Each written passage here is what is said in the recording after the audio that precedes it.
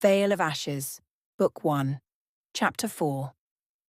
Ember in the Crater. Dawn crept across the southern districts, painting the skyline in streaks of pale gold.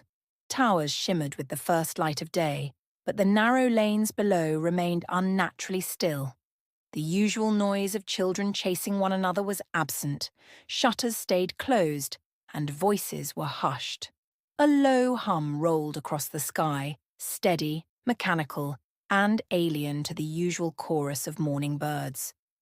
2 Authority patrol craft descended from the clouds like watchful hawks, their sleek hulls catching the sunlight. Their insignia glimmered as they cut through the air, engines vibrating in perfect rhythm. The craft landed on the cracked roadway outside District 12, sending dust scattering toward the cluster of domes. In Mina's house, the vibration carried through the floor, rattling dishes and sending a tremor through her chest.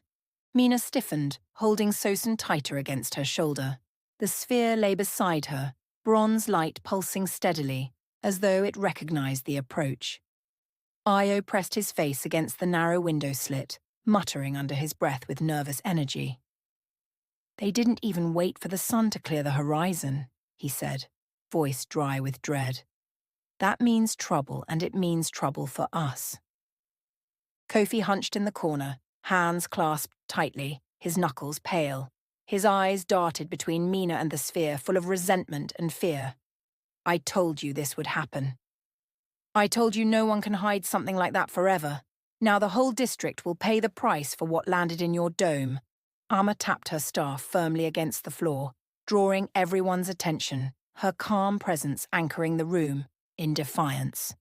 "Fear does not stop Dawn from coming," Amma said, her voice low but resonant. "If they come at this hour, then this is the hour appointed. We must meet it standing, not trembling in corners." Even as she spoke, the door control blinked with authority override codes. The system whirred, and a strong voice carried through the panel. "Mina of District 12, the voice called, clipped and formal. "By authority directive, we request entry for inspection. Open immediately." The sound of boots striking against the stone path outside followed, growing louder. Behind the words was the hum of a crowd gathering, whispers rising like the wind before a storm. Mina breathed deeply, steadying her arms as Sosen stirred in her grasp. She pressed the panel and the door slid open. 3 officers stepped inside. Lieutenant Adisa led the team, tall and steady, eyes sharp with the composure of command. Behind her came Inspector Tay, his face hard, eyes filled with suspicion. Ensign Leora entered last, younger than the others, her gaze curious and uneasy, lingering on every detail. "Reports flagged an anomaly," Adisa said, her voice neutral but carrying authority. "Energy fluctuations recorded from orbit. Likely nothing, but anomalies in this district fall under our jurisdiction." The murmurs outside grew louder, villagers pressing closer against the dome. A child cried, hushed quickly by her mother's hand. One of the elders muttered, "Authority hasn't come here in years. If they've come now, it's not for routine." The tension pressed against the walls like a second crowd, heavy and unavoidable. Io leaned close to Mina, whispering, "They're waiting to see if we bow or if we fight." Mina met Adisa's eyes. "We have had no trouble here," she said. Tay gave a short, humorless laugh, already scanning the room with hungry eyes. "That's not what the logs show," Tay said sharply. "Southern districts don't hum with unexplained spikes.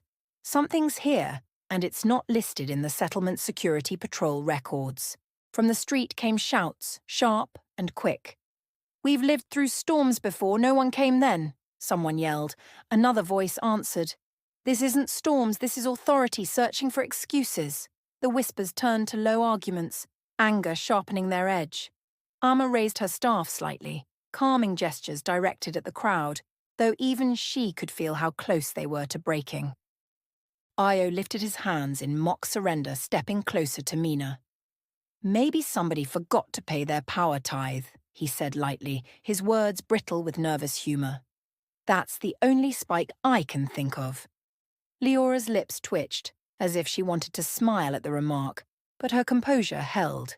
Adisa's face betrayed nothing, her gaze moving to the sphere, its faint glow still pulsing.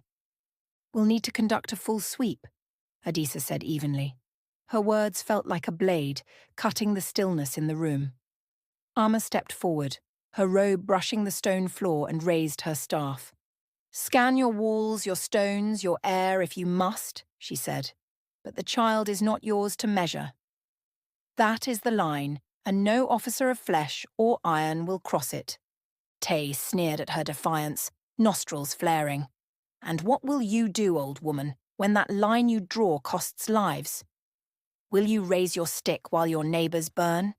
Arma's eyes were steady, her voice strong. "Better are people who defend their children than are people who surrender them to cold hands. We have buried enough children by the orders of outsiders. We will bury no more, Inspector." Tay's jaw tightened, his temper flaring. "Authority makes no exceptions for superstition," he snapped, disdain dripping from every word. "No line exists when law is applied. If the law requires inspection, then inspection will happen." Arma's staff struck the floor again, the sound echoing like a drumbeat. "It is not superstition," she said firmly. "It is covenant. Covenant stands when law forgets its place." The sphere pulsed again, bronze light rippling faintly across the walls. Leora's breath caught audibly, her voice breaking the silence. "Lieutenant," she whispered urgently. It reacted. When the child stirred, the glow changed. "I think the device is bound to her." The words seemed to ripple through the room like thrown water. The villagers outside grew louder, some shouting that the officers must leave, others demanding they explain what they had seen. Tay rounded on Leora, voice harsh. "Don't let superstition cloud your reading. You're here to collect evidence, not indulge fairy tales." Leora swallowed hard, but she met his eyes and did not retreat. "Then explain why your scanner just burned out in your hand," she said. Mina's arms tightened around Sosen, her voice low, fierce, and unyielding. "You will not touch her." The crowd outside grew louder still. "They'll take the baby," someone cried. "Quiet, don't provoke them," another hissed back. Mina felt Susan tremble against her chest, the sphere's pulse deepening with her fear. Ayo whispered frantically, "They're going to lose it out there. One wrong word, and the whole street will riot." Adisa's gaze swept the sphere, the child, and the mass of villagers pressing closer outside the door. She calculated the danger with a commander's mind. One order from her and the crowd would riot. One wrong move, and the authority would be remembered not as protectors, but as tyrants who tore a child from her mother at dawn. Her silence stretched, the decision balancing on a knife's edge. Finally, Adisa's voice cut through the room like steel. "No. Authority has no mandate to tear a child from her mother in front of half a district. Not without cause." Her hand dropped firmly to her sidearm, not drawn but clear. "We are leaving." Tay's face contorted with fury. "Lieutenant," he began. "Enough." Adisa's voice cracked like a whip. She turned to Mina, her eyes cold but steady. "Understand this," she said. "Authority does not forget. What hides here will not stay buried." With a sharp motion of her hand, the patrol withdrew. Boots struck hard against the floor. The door slid open. Outside, the crowd parted in tense silence, mothers pulling children back, whispers swirling like a storm. Engines roared. The craft lifted, shaking the shutters as they climbed back into the sky. Only when the sound faded did the district breathe again. Mina rocked Sosen gently, the sphere pulsing bronze at her side.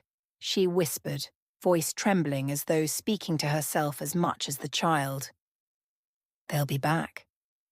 In the Alliance capital, the council chamber glittered with marble and light. Delegates filled the hall, their voices sharp and clashing. Councillor Jahlani rose first, her tone cutting. "We cannot ignore these spikes. Patrols must be empowered to detain and quarantine entire districts if necessary. People demand security." Councillor Ortega shook his head. Security without trust is tyranny. We cannot cage our own citizens. Councillor Banwo stood, her robe shimmering with fine threads of gold, her voice carrying both authority and worry. I have family in the southern districts. If soldiers storm through homes, seizing children in the name of anomaly control, you will turn parents into enemies. Is that the alliance we want to be remembered for? Her words rippled across the chamber, some murmuring in support, others scoffing. Councillor Dube slammed a palm against the table. The Kaarkon would not hesitate. Delay is weakness, and weakness invites attack. Murmurs rolled through the chamber sharp as glass. Jahlani cut across. This is not about Kaarkon. This is about us controlling our own borders. If we cannot manage our own anomalies, what right do we have to call ourselves the Alliance? Councillor Haru, the youngest among them, pushed to his feet, his voice heated. And what of Kaarkon fleets that wait for our hesitation? Shall we wring our hands about parental rights while enemies seize whatever has woken on Earth's soil? You speak of trust, Ortega, but trust does not shield our borders. His words were hot, his youth clear in every syllable, and the chamber broke into overlapping voices, arguments crashing together like a tide. The speaker hammered his gavel, the sound echoing through the chamber. Silence. We will have order. The voices dropped, but the tension lingered, heavy as stone. The speaker's eyes narrowed. Commander Havel, you locked the anomaly data. Explain yourself. Havel's holographic image flickered above the chamber, his jaw clenched, his eyes tired but steady. Because it was inconclusive. Spikes without source. To release them would invite panic without clarity. Councillor Ortega leaned forward, his voice sharp as a blade. And what of District 12? Was this measured response or already too late? The patrol reports confusion, the crowd reports authority threats. What truth remains buried under your careful words? Councillor Jahlani added, her voice scornful. Or perhaps you buried it to protect yourself. Perhaps the data was more damning than you dare admit. I prevented hysteria, Havel replied, louder than before, his fatigue plain. If I had released every spike and glitch, you would have had riots in every district. I buried nothing.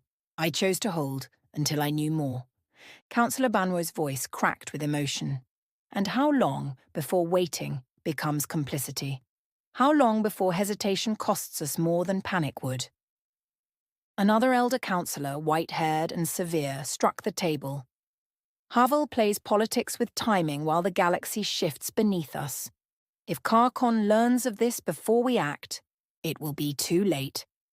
I say strip him of command before his caution dooms us all. The speaker's gavel struck again, harder. The patrol continues. But Commander Havel's judgment will be reviewed. The chamber erupted once more, half demanding harsher control, half urging restraint, each voice louder than the last. The speaker's calls for order were drowned by the storm of debate, the chamber echoing with division. On Kaarkon, Overseer Dran stood before a map of Sul, his captains kneeling in silence. The room was lit only by the crimson glow of the star map, shadows cutting across the faces of warriors who dared not speak without command. The Alliance wastes hours on speeches, Dran growled. His voice was like iron dragged across stone, low and sharp. We are not talkers. Something ancient stirs on their world. We do not know its name, but we know its age. That is enough. One captain lifted his head, cautious but bold. Overseer, the stealth ship is untested. If Earth's defenses catch us, we will be ash, before we breach orbit. Dran's glare burned into him. Then die, but die with the attempt made. Better ashes than shame. Kaarkon does not tremble before Earth's toys. He slammed his fist against the console, red lines flaring across the map. Find it before they do. Do not be seen. Do not be caught. If you fail, you do not return. Kaarkon will not be shamed. The captains struck their fists to their chests, heads bowed, before marching out. Their silence was not obedience alone, it was fear sharpened into loyalty. In the shadowed chambers of the Shroud Collective, whispers slid through veils of light. Two operatives bent over intercepted fragments of Alliance debate, voices slipping in and out of sync. "Half demand action," one murmured. "Half demand restraint. Division is already a wound." The other smiled thinly, eyes flickering with hidden amusement. "We will widen it. A forged log here, a false whisper there, enough to pit counsellor against counsellor. They will spend their fury on each other while we slip past unseen." A third voice emerged from the darkness, smooth and cool. "We move too quickly." Noise attracts notice. Patience is the cloak that hides the blade. The second operative scoffed, lips curling. Patience feeds nothing. While you wait, Kaarkon sharpens its claws. Strike their trust while it bleeds. The first nodded slowly, calculating. "We do both." A word here, a silence there. Trust corrodes. The Alliance will choke on its own doubts, and when it does, we will be waiting in the dark. Their whispers overlapped, strands of deception weaving into something lethal. In the Orovane halls of marble, scholars argued with voices that rose to fill the chamber. "It is a summons," one cried, robes sweeping the polished floor. "The cosmos calls." To ignore it is to blind ourselves to the very stars. "It is a warning," another countered sharply, leaning across the table. The pulse tore through every world. To chase it without thought is to invite death. A third shouted from the edge, "It is both!" Summons and warning. The cosmos does not speak in simple tongues. Two scholars circled one another, words their weapons. "It is the voice of divinity," the first declared.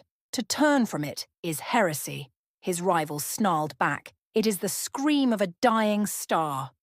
"To embrace it is folly and doom." The elder at the centre lifted his hand, his voice steady and commanding despite the storm of argument.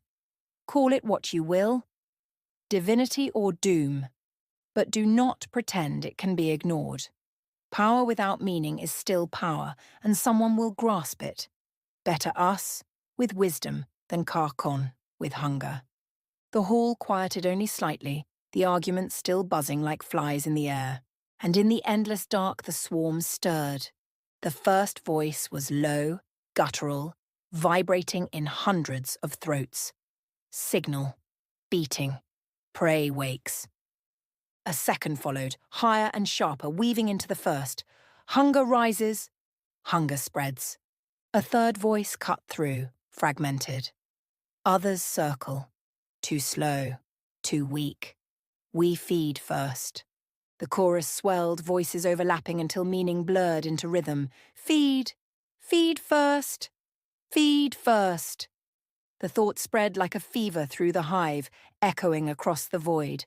Others spoke with plans, but the swarm spoke only with appetite, and appetite was enough to drive them towards Saul. Above Earth's night side, a Kaarkon vessel hovered under cloak. Experimental tech shimmered around it like heat over stone. A fragile skin stretched thin across the void. The cloak fooled even Earth's formidable defense grid, but its window was short. 2 minutes at most before detection burned them from orbit. "Time is running," the commander barked, eyes locked on the countdown. 120 seconds. Deploy his officers shifted uneasily, hands brushing weapons that would not help them if the cloak failed. "If Earth sees us," one muttered, "we die in fire." The commander's eyes narrowed. Better fire than failure. Deploy the team. 3 armoured figures vanished in a shimmer of transport light. In District 12, Mina hummed softly to Sosan, her voice steady though her heart raced. The sphere glowed faintly at her side, its rhythm matching the child's breath. Ao paced the floor, muttering fragments of prayers and curses, while Kofi sat pale and stiff in the corner.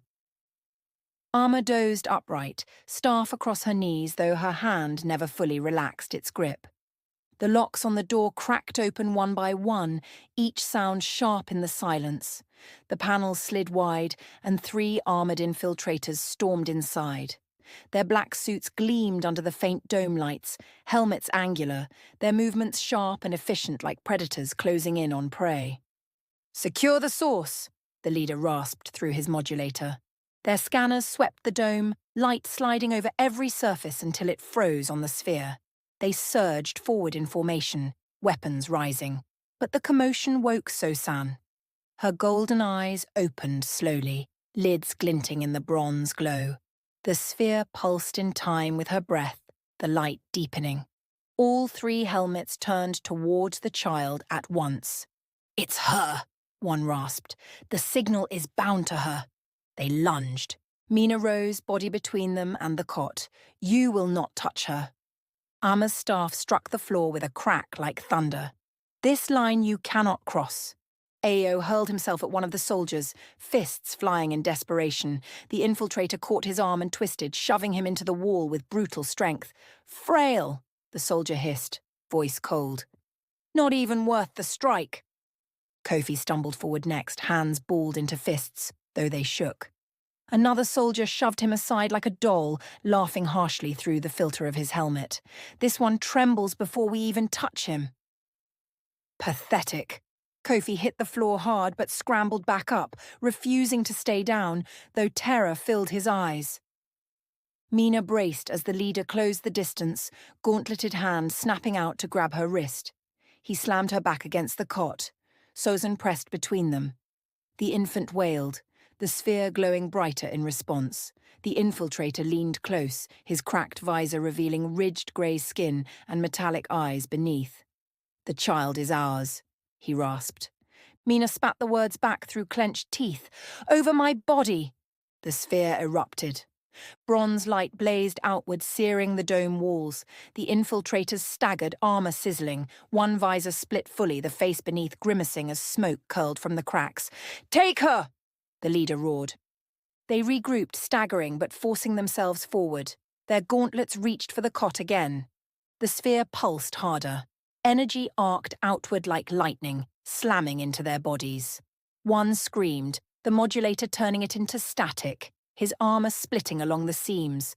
Another convulsed, smoke rising from vents across his chest. The leader tried to grab Sozin out of her cot, but the sphere struck again, a wave of light that threw him across the room. The infiltrators collapsed in a heap, armor blackened, smoke hissing from every plate. Their last movements were twitching spasms before they stilled. They did not rise again. In orbit, alarms screamed aboard the stealth ship. The countdown bled to red, seconds vanishing too fast. "Cloak failing," an officer shouted. 90 seconds gone. Detection imminent. "Where is the team?" the commander roared, slamming a fist against the console. No response came. The cloak flickered like a dying flame, the hull edges flashing in and out of sight. No recovery. Abort extraction. Break orbit before we burn.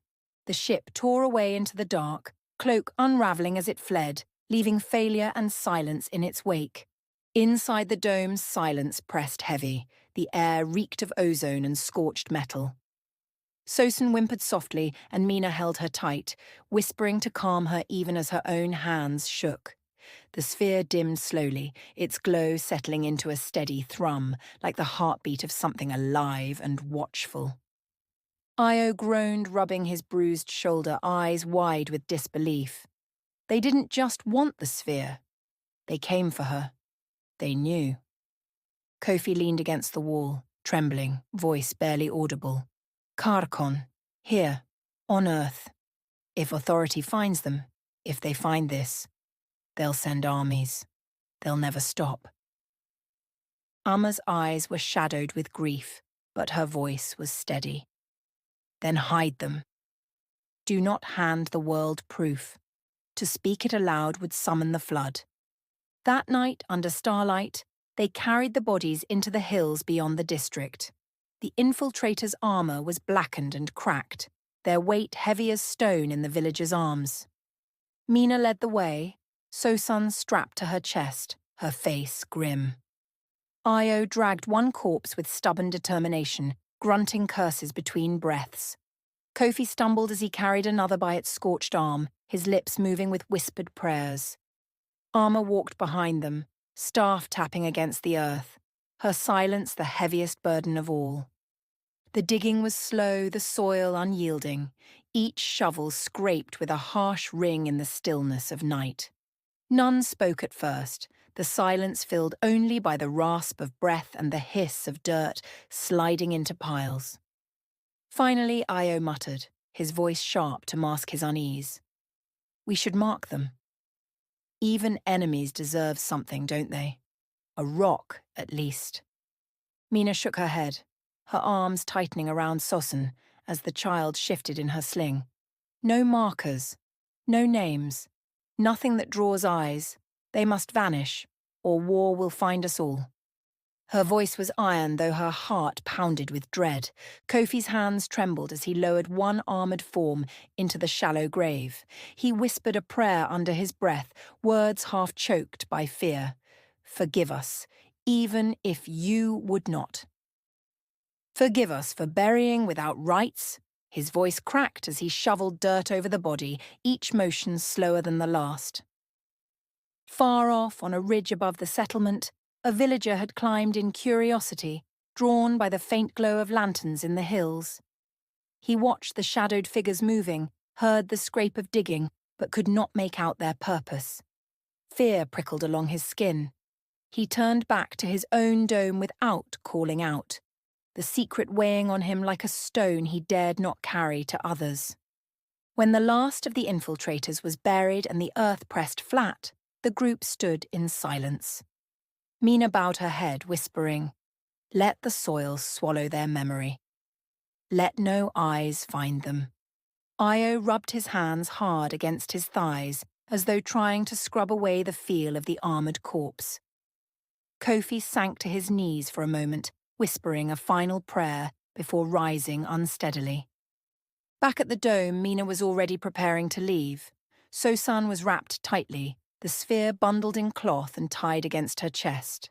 Food and water were packed into a small satchel.